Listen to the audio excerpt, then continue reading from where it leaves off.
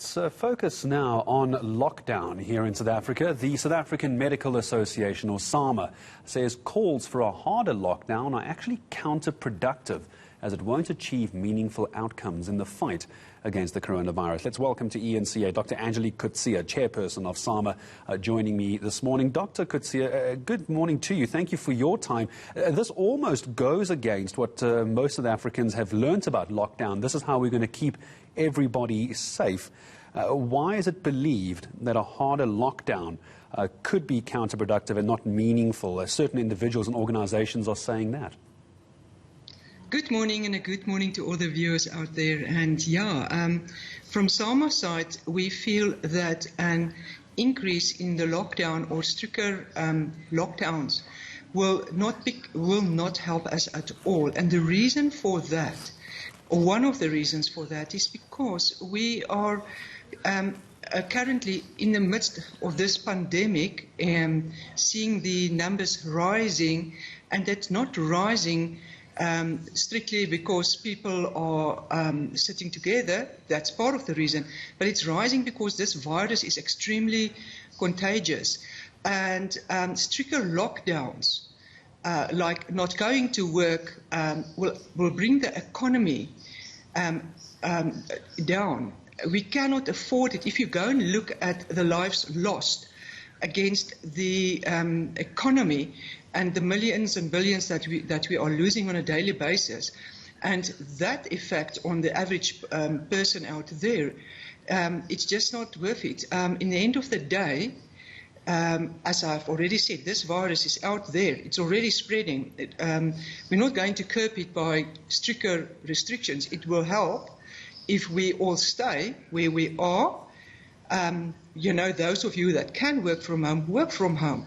Those of you that want to go to funerals or want to go to church camps or want to go to where there's more than 10 people together in a closed environment, that's the type of thing. So that you need to be mindful. We need to change our behavior. And as I've said, the virus is out there. No lockdown is going to improve the outcomes of the virus. At this stage, it only helps us at front care to help and reduce numbers coming into the casualties at one stage and at simultaneously, so you don't have this huge amount of people coming in, overwhelming the system at one point of time.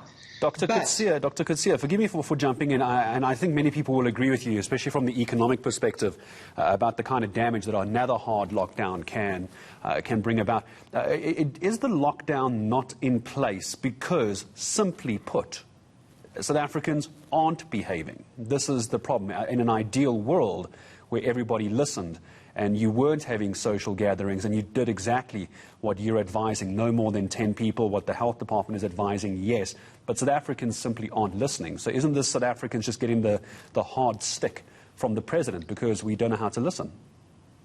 Yes, we don't know how to listen. You're absolutely right. But this is exactly what lockdown level 3 is supposed to do. You're not supposed to gather anymore. You're supposed to look at at the guidelines. 50% of what that room or facility that you are in can handle. Especially again churches and that type of thing. We already clamped down on alcohol. We already clamped down on nightclubs. And it's up to the people whether they behave or not. But we simply cannot go back to a lockdown level 5. What we have seen, and this is something I don't think is not only the economic impact on South Africa, but if you sit in a private practice or in a clinic setup and you see the devastating effect this has on people not having work, and with that, they can't afford private healthcare anymore. They are also getting a lot of anxiety. They are depressed. They can't look after their family. So we're creating another emotional problem. On top of, it's actually a social problem, on top of the COVID-19 infections that we are seeing. So, it becomes, again, a behavior problem. And it's not only unique to South Africa. If you look at the other countries across the world, they also have the same problem. But we need to. That's why from a medical association, we keep on asking the people out there, please do the right thing. Just listen to us. Just do it. Otherwise, you are all going to bear the consequences of this. But the level 5 lockdown is not going to save us anymore. We were supposed, in the healthcare facility, between level 1, between the first wave and the second wave, to prepare it. And it's not that we didn't know that we will get a second wave.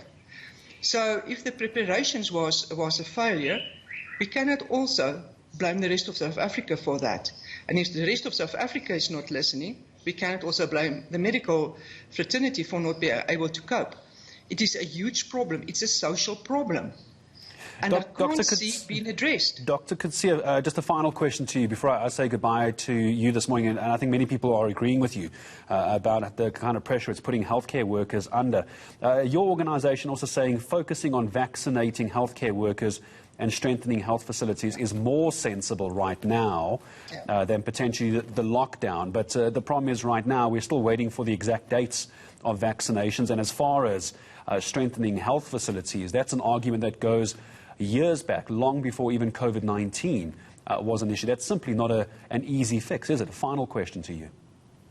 It's not an easy fix. We are really in, between the devil and the deep blue sea. We are really having difficulties. Which way we want to go, it's got their own obstacles, its own challenges. And we need to be a unified nation. Each and every one of us needs to do and play our role and part. It is extremely important for the healthcare to do their part, but also for the public. And with the vaccination that's coming up, someone will plead with the healthcare workers who's first in line for that. Please go and get the vaccine. We need to protect ourselves and help keeping this virus from mutating. If this virus keeps on mutating, we will have maybe a situation forward. We know a vaccine will help. So if we can curb what we have, it can help. Dr. Coetzee, I'm going to say thank you for the moment. I'll tell you why. We are starting to lose your signal rather badly, I'm afraid, and that's such an important discussion, especially about the vaccinations. I'm sure we'll touch base again with you, Dr. Angelique Coetzee from the South African Medical Association, just starting to talk about the vaccinations, and we're just beginning to lose her line a little bit. We don't want to take the good doctor out of context and misinterpret what she's saying because of a bad Skype line. I'm sure we'll try again with Dr. Coetzee later in the day. Now,